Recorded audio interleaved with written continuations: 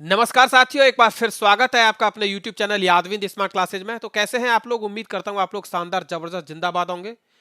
जैसा कि आपको पता है कि हर रात 9 बजे मैं आपके लिए क्लास लेके आता हूं और ये क्लास हमारी किसकी रहती है? तो ये एनटीपीसी प्रीवियस ईयर क्वेश्चंस मैं आपके साथ डिस्कस करता हूं। तो जुड़ जाइए आप सभी लोग हमारे साथ, हमारे YouTube चैनल यादविंद स्मार्ट क्लासेज के साथ। और आज की जो क्लास है वो बहुत ही शानदार क्लास रहने वाली है, क्योंकि मैं आपके लिए बहुत जानदार प्रश्न लेके आया हूं। और क्लास नंबर आप लोग मेरे पीछे थंबनेल पे देख पा रहे होंगे। आज का जो हमारा क्लास नंबर रहने वाला है वो होगा 50। यानी इससे पहले 49 क्लासेस, 49 क्लास आपकी कंप्लीट हो चुकी हैं और आज हम इसकी हाफ सेंचुरी कंप्लीट करने वाले हैं।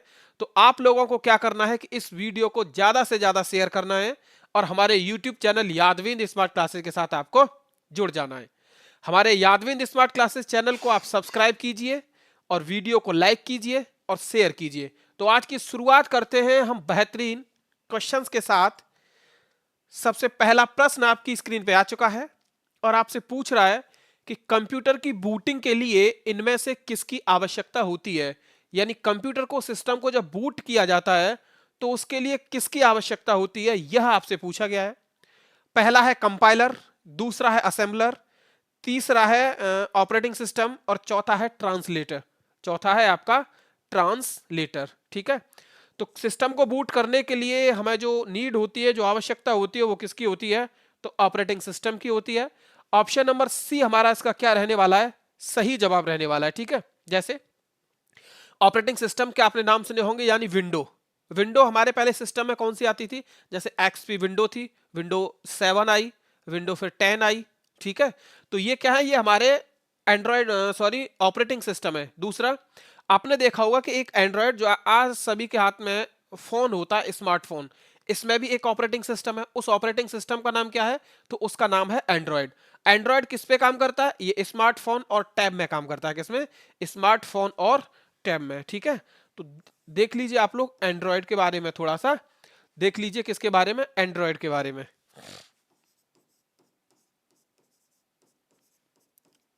एंड्रॉयड क्या है? यह भी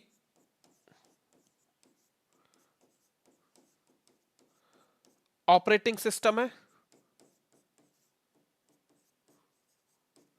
अब ये किस में यूज होता है? तो देख लीजिए, स्मार्टफोन, स्मार्टफोन के अलावा और किस में यूज होता है? टैब में। ठीक है, स्मार्टफोन और किस में यूज होता है? टैब में। ठीक है, आगे दूसरा प्रश्न आपकी स्क्रीन पे है कि ग्रहों की गति के नियम की खोज किसने की थी? ग्रहों की गति के नियम की खोज किसके द्वारा की गई थी, यह आपसे पूछा गया है।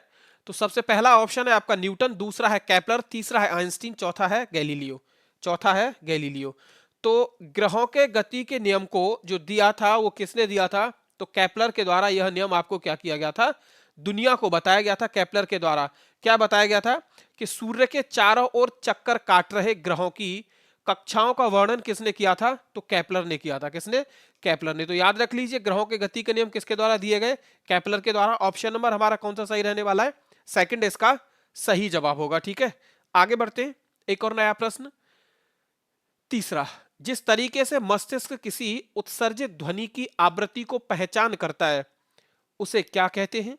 यह आपसे पूछा गया। पहला है आयाम, दूसरा है ध्वनि, तीसरा है पिच और चौथा है तरंग। तीसरा है पिच और चौथा क्या है? तरंग।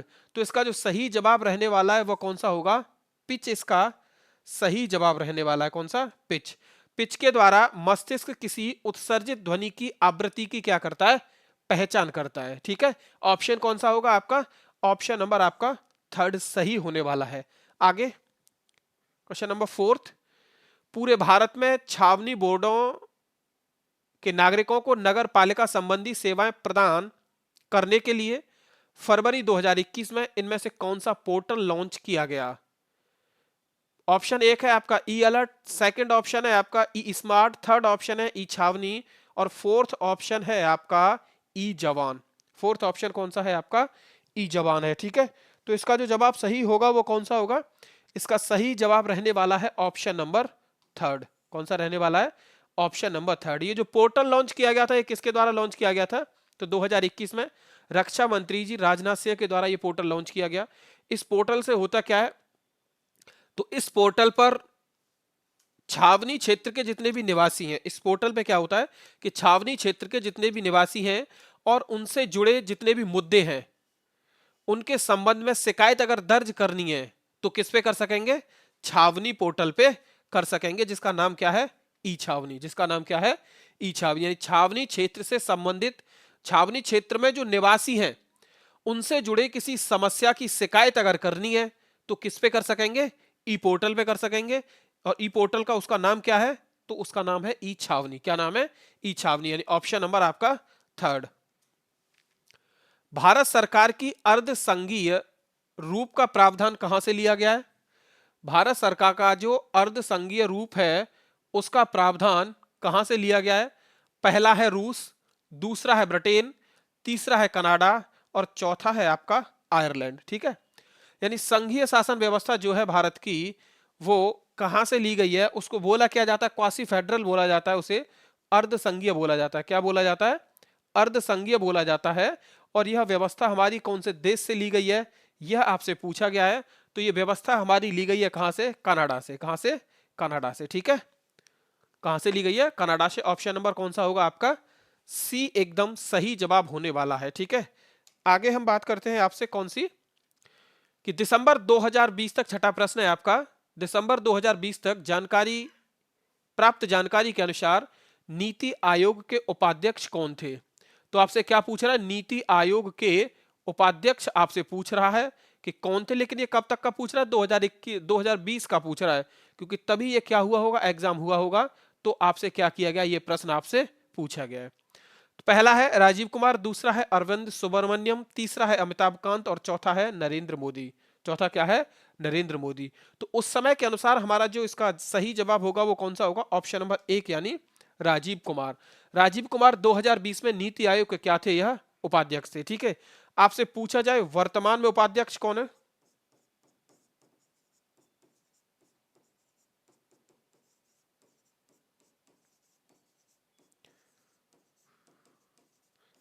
आपसे पूछा जाए कि वर्तमान में उपाध्यक्ष कौन है, ठीक है, तो आपको बता देना है कि वर्तमान में इसके उपाध्यक्ष हैं सुमन बेरी। सुमन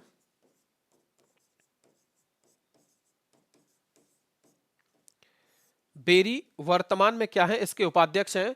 दूसरा आपसे पूछा जाए कि नीति आयोग का पूरा नाम क्या है, तो बता दीजिए नीति आयोग का पूरा नाम है national institute for transforming India. क्या है? National institute for transforming India. दूसरा आपसे पूछा जाए कि इसका गठन कब हुआ था, आपसे पूछा जाएगा कि इसका गठन कब हुआ था, तो 1 जनवरी 2015 को इसका क्या हुआ था? गठन हुआ था। ठीक है,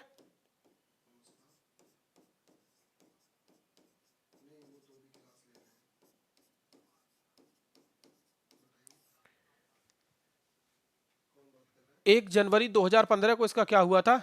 गठन हुआ था। और ऑप्शन नंबर इसका कौन सा सही होगा? ए रहने वाला है इस प्रश्न के अनुसार, यानी राजीव कुमार। दूसरा आप ये भी याद रख लीजिए कि नीति आयोग के जो पदेन अध्यक्ष होते हैं वो कौन होते हैं? तो नीति आयोग के पदेन अध्यक्ष जो होते हैं वह होते हैं भारत के प्रधानमंत्री, और भारत के प्रधानमंत्री इस समय कौन है? नरेंद्र मोदी जी। ठीक है, तो वो क्या होंगे? नीति आयोग के पदेन अध्यक्ष होंगे। ठीक है, आगे नेक्स्ट 2000 रुपए के बैंक नोट की विमाएं क्या हैं? 2000 रुपए के बैंक नोट की विमाएं क्या है, उसका डायमेंशन आपसे पूछा गया है।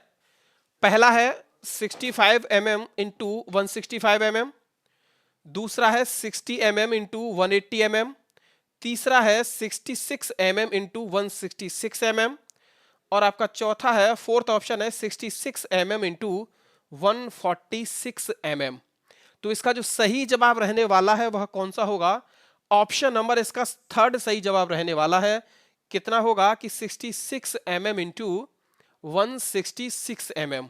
ठीक है, दूसरा आप लोग याद रख लीजिए कि नोटबंदी जो नरेंद्र मोदी जी के द्वारा की गई थी, विमुद्रीकरण, वो कब किया गया था? तो नरेंद्र मोदी जी 8 नवंबर 2016 को रात में 8 बजे आते हैं और वो क्या कहते हैं कि आज से 1000 और 500 के नोट क्या होते हैं?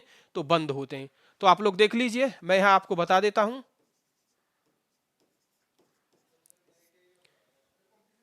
कि 8 नवंबर 2016 को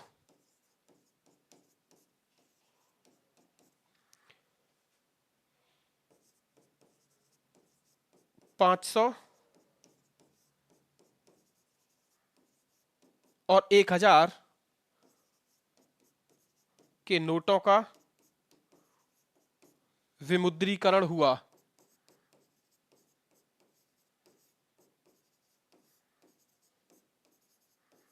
विमुद्रीकरण हुआ, ठीक है। इसका कौन सा ऑप्शन सही होगा? Third option. आगे 8वां प्रश्न आपकी स्क्रीन पे है। भारतीय नृत्य शैली मणिपुरी में अधिकांशतः किस पर आधारित प्रसंगों का चित्रण होता है? ठीक है, नृत्य है जिसका नाम क्या है? मणिपुरी। और मणिपुरी में सॉरी, मणिपुरी में कौन से प्रसंगों का चित्रण किया जाता है, यह आपसे क्या किया गया है? पूछा गया है, ठीक है। तो देखिए सबसे पहला क्या है? कृष्ण गोपियां, दूसरा है भगवान ब्रह्मा, तीसरा है भगवान शिव और चौथा है भगवान विष्णु। इसका सही जवाब कौन सा रहने वाला है? ऑप्शन नंबर ए इसका सही जवाब रहने वाला है कि मणिपुरी जो नृत्य शैली है इसमें राधा एवं कृष्ण के, किसके? राधा एवं कृष्ण के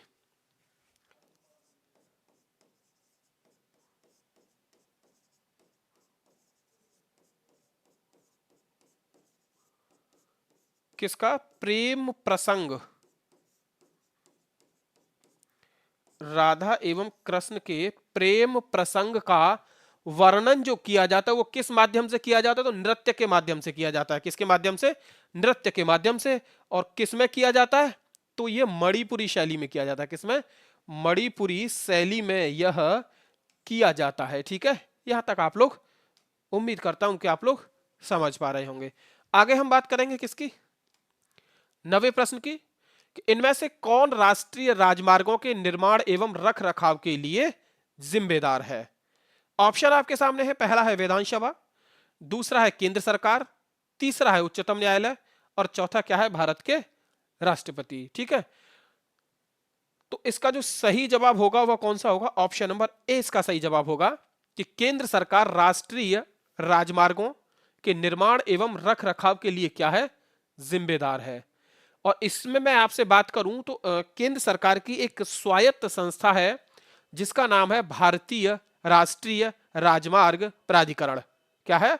भारतीय राष्ट्रीय राजमार्ग प्राधिकरण। यह एक स्वायत्त संस्था है जो क्या करती है? कि राष्ट्रीय राजमार्गों के रख रखाव का काम करती है, ठीक है।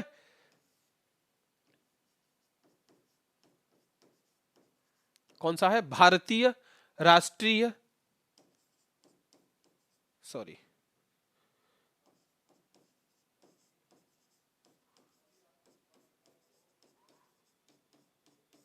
राजमार्ग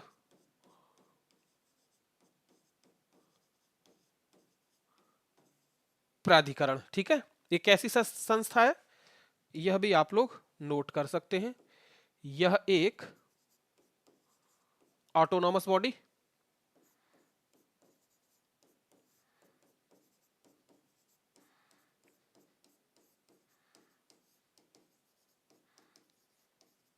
संस्था है, ठीक है।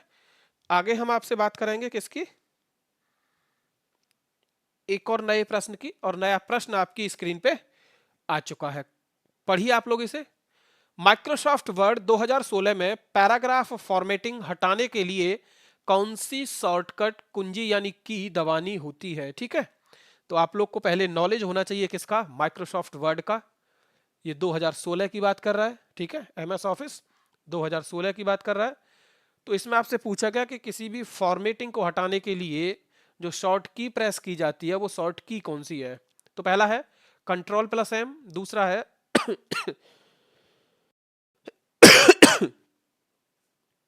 सॉरी दूसरा है Ctrl+Q, तीसरा है Ctrl+J और चौथा है Ctrl+Y। तो इसका जो आपका सही जवाब होगा वो कौन सा होगा? Ctrl+Q। कौन सा? Ctrl+Q जो है एमएस वर्ड 2016 में किसी भी फॉर्मेटिंग को हटाने के लिए इसका प्रयोग किया जाता है। ऑप्शन कौन सा सही होगा आपका? ऑप्शन नंबर सेकंड सही होगा। आगे 11th, स्वेज नहर जो वाणिज्य के लिए बहुत महत्वपूर्ण है, निम्नलिखित में से किस देश में बनाई गई थी? निम्नलिखित में से किस देश में बनाई गई थी? ठीक है, यह क्या है? स्वेज नहर जो है यह एक कृत्रिम यानी बनाई गई है, नेचुरल ये नहीं है, प्राकृतिक नहीं है। तो यह क्या है? एक कृत्रिम समुद्र स्तरीय जल मार्ग है स्वेज नहर। ये कौन से देश में बनाई गई है, यह आपसे पूछा गया है। पहला है मिस्र, दूसरा है ब्राजील, तीसरा है अर्जेंटीना और चौथा है मित्रों ओमान। चौथा कौन सा है? ओमान। तो इसका जो सही जवाब होगा कि ये कौन से देश में बनाई गई, तो ये मिस्र में बनाई गई। यह क्या है?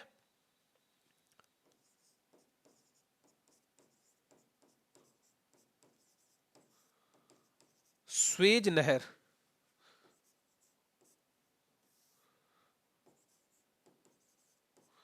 यह एक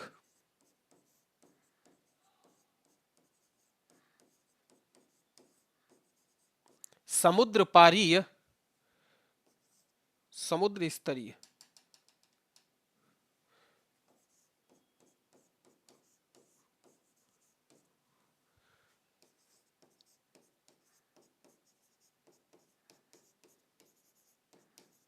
जल मार्ग है। क्या है? यह एक समुद्र स्तरीय जल मार्ग है। और ऑप्शन नंबर कौन सा सही होगा आपका? ए इसका जवाब सही रहने वाला। ये कहां पे बनाया गया? तो यह मिस्र में बनाया गया। ठीक है, आगे 12th 12वां प्रश्न आपसे फुल फॉर्म पूछ रहा है जीईओ की। किसकी पूछ रहा है? जीईओ का पूर्ण रूप बताइए। ऑप्शंस आपके सामने दे रखे हैं। पहला है जियोग्राफी अर्थ ऑर्बिट, दूसरा है जियोग्राफिकल अर्थ ऑर्बिट, तीसरा है जियो स्टेशनरी अर्थ ऑर्बिट, चौथा है जियो स्ट्रक्चर एलिमेंट ऑर्बिट। जियो स्ट्रक्चर एलिमेंट ऑर्बिट। तो इसका कौन सा जवाब सही रहने वाला है? आप लोग देखिए, इसका जो जवाब सही होगा वो जियो स्टेशनरी अर्थ ऑर्बिट। कौन सा होगा? जियो स्टेशनरी अर्थ ऑर्बिट, यानी ऑप्शन नंबर थर्ड आपका क्या होगा? इसका जीईओ की फुल फॉर्म होगी, इसका पूर्ण रूप होगा। क्लियर? आगे बढ़ते। आगे आपसे पूछ रहा है 13वां प्रश्न आपकी स्क्रीन पे है कि निम्नलिखित में से किस शहर में 21 से 23 अगस्त 2019 तक 8वीं एशियाई युवा महिला हैंडबॉल चैंपियनशिप का आयोजन किया गया? ऑप्शंस आपकी स्क्रीन पर दे रखे। पहला है गुवाहाटी, दूसरा है लखनऊ, तीसरा है नई दिल्ली और चौथा है मित्रों जयपुर। तो ये उस समय का करंट अफेयर आपसे पूछा गया है, जिसका सही जवाब क्या है? जयपुर, जिसका क्या है? सही जवाब है। ठीक है, ऑप्शन नंबर कौन सा सही होगा? फोर्थ आपका सही होगा। आगे हम बात करेंगे 14वें प्रश्न की। और 14वें प्रश्न में आपसे क्या पूछा गया है कि भारत की प्रथम मेट्रो रेलवे थी जिसका उद्घाटन भारत की पूर्व प्रधानमंत्री इंदिरा गांधी के द्वारा किया गया। देखिएगा, यहां से प्रश्न में एक और आपको जवाब दिया गया है और वो यहां से एक और प्रश्न आपसे पूछ सकता है। क्या पूछ सकता है? सबसे पहले मान लीजिएगा आपसे वो यही पूछ लेता है कि भारत की प्रथम मेट्रो रेलवे का उद्घाटन किसके द्वारा किया गया था। तो आपका जवाब क्या सही होगा? कि इंदिरा गांधी के द्वारा प्रथम मेट्रो रेलवे का उद्घाटन किया गया था। लेकिन आपसे ये पूछ क्या रहा है कि जिसका उद्घाटन किया गया था वह मेट्रो कहां पे चलाई गई थी? ऑप्शंस आपसे पूछ रहा है। पहला है जयपुर, दूसरा है मुंबई, तीसरा है दिल्ली और चौथा है कोलकाता।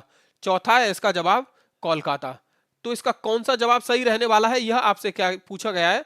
तो इसका जवाब होगा ऑप्शन नंबर डी यानी कोलकाता। कौन सा होगा? ऑप्शन नंबर डी यानी कोलकाता। ठीक है, दूसरा आप लोग समझ लीजिए कि इसका जो प्रथम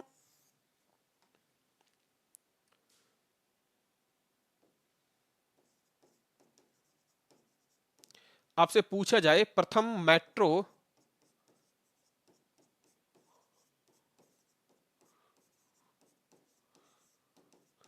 कब चली, कहां चली, ये तो आपको पता है कहां पे चली? कोलकाता में चली। तो 24 अक्टूबर, कब की बात कर रहा हूं मैं? 24 अक्टूबर 1984, 1984। 24 अक्टूबर 1984 को क्या हुआ था? प्रथम मेट्रो चलाई गई थी जिसका उद्घाटन प्रधानमंत्री इंदिरा गांधी जी के द्वारा किया गया था। कहां पे चलाई गई थी? तो कोलकाता में चलाई गई थी। दूसरा आपसे पूछा जाए कहां से कहां तक चली थी?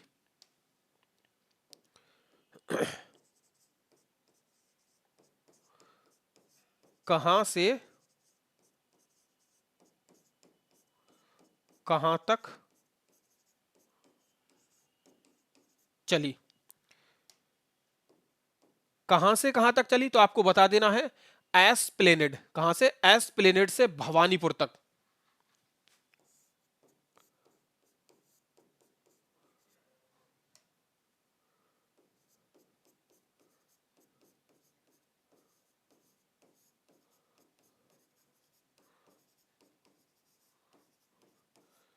भवानीपुर तक चली। दूसरा आपसे पूछा जाए कि भवानीपुर का वर्तमान में नाम क्या है, भवानीपुर स्टेशन का वर्तमान नाम।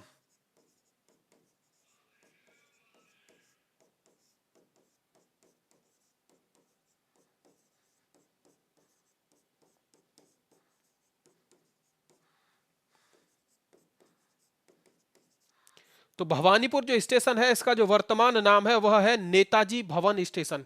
कौन सा है? नेताजी भवन स्टेशन।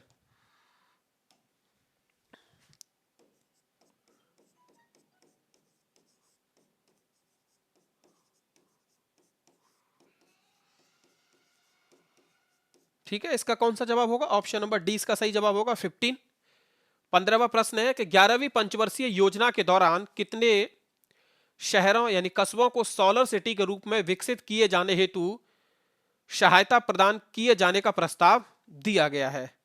ऑप्शन है ए है आपका 61, सेकंड है 60, थर्ड है 59 और फोर्थ है 58। फोर्थ है आपका 58। तो इसका जो सही जवाब होगा वो कौन सा होगा? ऑप्शन नंबर 60 इसका सही जवाब होगा। कौन सा? ऑप्शन नंबर 60 क्या होगा? इसका सही जवाब होगा। ठीक है, आगे बढ़ते हैं। 16वां प्रश्न आपकी स्क्रीन पे है कि लखनऊ में 1857 के विद्रोह का नेतृत्व किसने किया था? पहला है वीर सावरकर, दूसरा है तात्या टोपे, तीसरा है कुंवर सिंह और चौथा है बेगम हजरत महल। चौथा कौन सा है? बेगम हजरत महल। तो इसका कौन सा जवाब सही होगा? देख लीजिए, लखनऊ में जो नेतृत्व किया गया था वो बेगम हजरत महल के द्वारा किया गया था। किसके द्वारा? बेगम हजरत महल के द्वारा किया गया था। कुछ और स्थान आप लोग देख लीजिए जो आपसे पेपर में पूछ सकता है कि किस पे कहां पे किसके द्वारा नेतृत्व किया गया। जैसे कि आपका दिल्ली हुआ, हम बात करेंगे किसकी? कानपुर की। लखनऊ आपका हो गया, हम बात कर लेंगे बिहार की।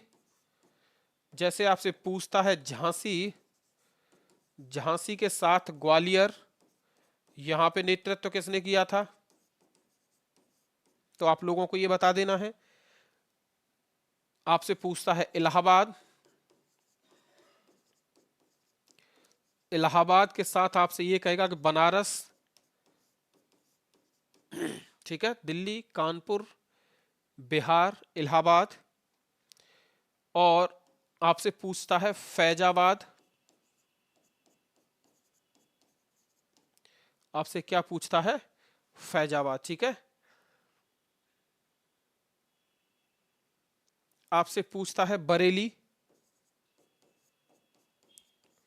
तो आपको क्या करना है? इन सभी के जवाब दे देने हैं। जवाब आप लोग कैसे देंगे मैं आपको अभी बताता हूं। दिल्ली का अगर आपसे पूछा जाए कि दिल्ली में इस विद्रोह का नेतृत्व किसके द्वारा किया गया था, तो यह आपको बता देना है। तो इस विद्रोह का जो नेतृत्व किया था वह अंतिम मुगल शासक बहादुर शाह जफर सेकंड के द्वारा। ठीक है, कानपुर में किसने किया था? तो कानपुर में थे नाना साहब। कानपुर में कौन थे? नाना साहब। बिहार में जगदीशपुर में किसने किया था? तो कुंवर सिंह ने किया था। किसने किया था नेतृत्व? कुंवर सिंह ने। झांसी और ग्वालियर में नेतृत्व किसने किया था? तो एक ही थी लड़ने वाली और थी वह रानी लक्ष्मीबाई मणिकर्णिका। ठीक है, इलाहाबाद में आपसे पूछे कि किसने किया था, तो यहां थे लियाकत अली। यहां कौन थे? लियाकत अली मित्रों। दूसरा आपसे फैजाबाद पूछता है। आपसे क्या पूछता है? फैजाबाद। एक फैजाबाद अगर आपसे ये पूछे कि फैजाबाद में नेतृत्व किसके द्वारा किया गया था, तो आप लोगों को बता देना है कि अहमदुल्ला के द्वारा। किसके द्वारा? अहमदुल्ला।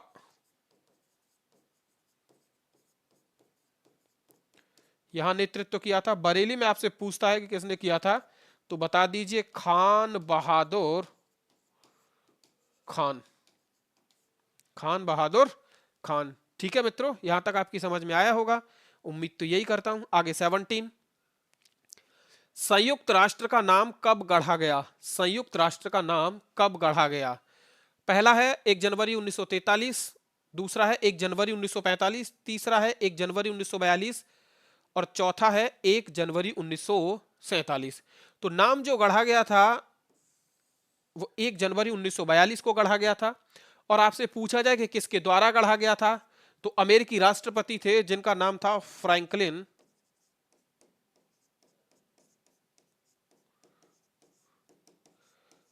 डी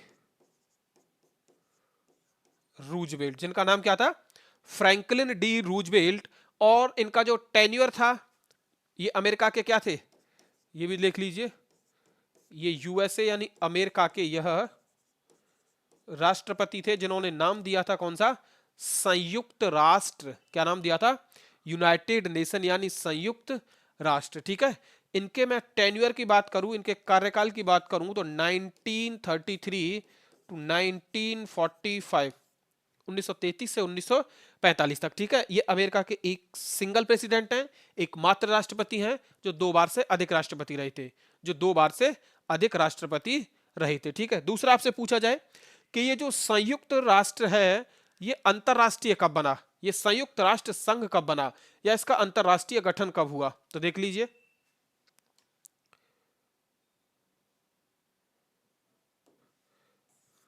संयुक्त राष्ट्र का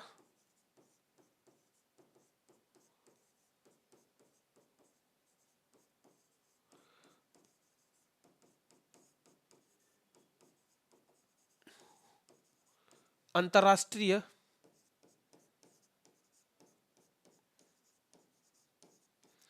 गठन 1945 में हुआ।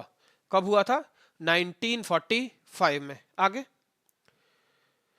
18 इनमें से किस डॉक्यूमेंट्री ने डॉक्यूमेंट्री यानी शॉर्ट सब्जेक्ट की श्रेणी में ऑस्कर 2019 जीता है। पहला है पीरियड एंड ऑफ सेंटेंस, दूसरा है बाउ, तीसरा है बहेमियन रैप्सोडी और चौथा है ग्रीन बुक, चौथा है ग्रीन बुक। तो इसका जो ऑप्शन सही होने वाला है, एक डॉक्यूमेंट्री जिसका नाम है पीरियड एंड ऑफ सेंटेंस, ये मासिक धर्म पर बनी हुई एक डॉक्यूमेंट्री है, यानी म्यूचुअल जो साइकिल होती है उस पे, मेन्स्ट्रुअल साइकिल सॉरी, उस पे बनी हुई एक डॉक्यूमेंट्री है जिसने पुरस्कार जीता था। कब जीता था, 2019 में। कब जीता था, 2019 में। ठीक है, तो ऑप्शन इसका कौन सा सही होगा, ऑप्शन नंबर ए इसका सही होगा। कौन सा, ऑप्शन नंबर ए इसका सही होगा।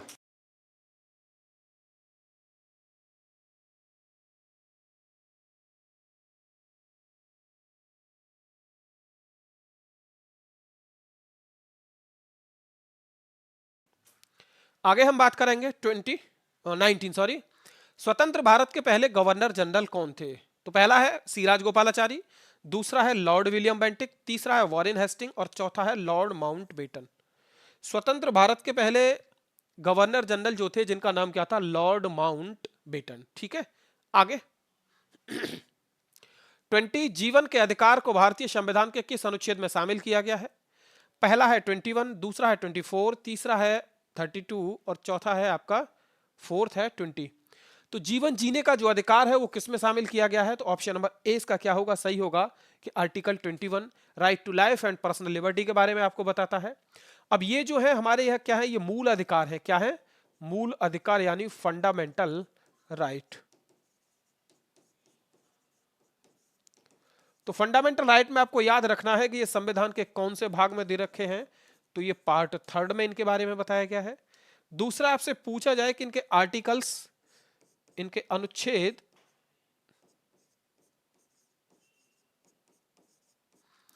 आर्टिकल्स जो है आर्टिकल 12 टू 35, अनुच्छेद 12 से लेकर 35 तक में जो बताया गया है वो किसके बारे में बताया गया है, तो फंडामेंटल राइट्स यानी मूल अधिकारों के बारे में बताया गया है। ठीक है, आगे ये भी देख लीजिए कि मूल अधिकारों की संख्या जो वर्तमान में है वो कितनी है, 6 है। कितनी है, 6। और ये मूल संविधान में इनकी जो संख्या थी वो कितनी थी, 7। कितनी थी, 7। क्लियर है ना। आगे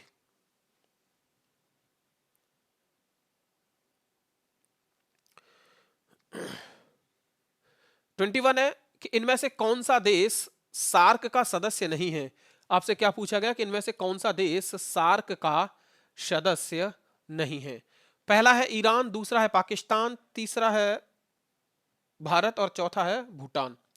तो ईरान जो है वह शार्क का मेंबर नहीं है। ईरान जो है वह शार्क का मेंबर नहीं है। ठीक है, सार्क क्या है, तो यह एक दक्षिण एशियाई क्षेत्रीय सहयोग संघ है। क्या है, दक्षिण एशियाई क्षेत्रीय सहयोग संघ है। आपसे पूछा जाए कि इसमें सदस्यों की संख्या कितनी है, तो इसके सदस्यों की संख्या 8 है। आपसे पूछा जाए कि इसकी स्थापना कब हुई थी, तो 8 दिसंबर 1985 यानी 8 दिसंबर 1985 को क्या हुई थी, इसकी स्थापना हुई थी। तो देख लीजिए आप लोग यहाँ पे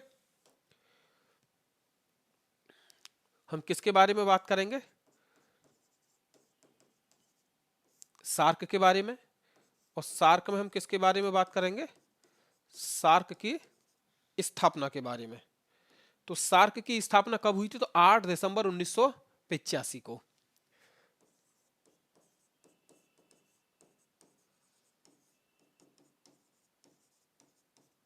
ठीक है, दूसरा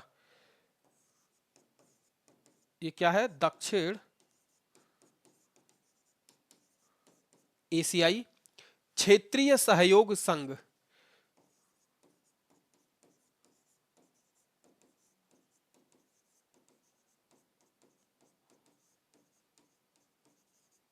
ठीक है, आगे आगे हम बात करेंगे कि इसके सदस्य कितने हैं। तो इसके सदस्यों की संख्या कितनी है, 8। इसके सदस्यों की संख्या कितनी है, 8। दूसरा आपसे पूछा जाए कि इसका मुख्यालय कहां पे है। मुख्यालय आप लोगों को बता देना है कहां पे है, काठमांडू में। और काठमांडू कहां पे है मित्रों, नेपाल में। ठीक है, अब हम इसके सदस्य देख लेते हैं कि इसके सदस्य कौन कौन से हैं। तो देख लीजिए, अफगानिस्तान इसका सदस्य है। कौन सा है, अफगानिस्तान। अफगानिस्तान के अलावा नेपाल इसका सदस्य है। नेपाल के अलावा मालदीव इसका सदस्य है। श्रीलंका इसका सदस्य है। कितने हो गए अभी हमारे, 5 हुए हैं। कौन कौन से हुए हैं, अफगानिस्तान, नेपाल, मालदीव, श्रीलंका और भारत। कौन कौन बचा हुआ है, भूटान, पाकिस्तान, बांग्लादेश। भूटान, पाकिस्तान, बांग्लादेश।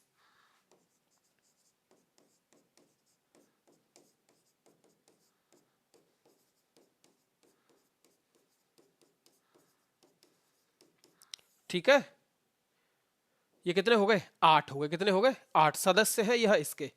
आगे 22, निम्नलिखित में से कौन सा देश ओपेक यानी पेट्रोलियम निर्यातक देशों का संगठन नहीं है। तो आप लोग बताइए, निम्नलिखित में से कौन सा देश ओपेक निर्यातक देशों का निम्नलिखित में से कौन सा देश ओपेक यानी पेट्रोलियम निर्यातक देशों के संगठन का सदस्य नहीं है।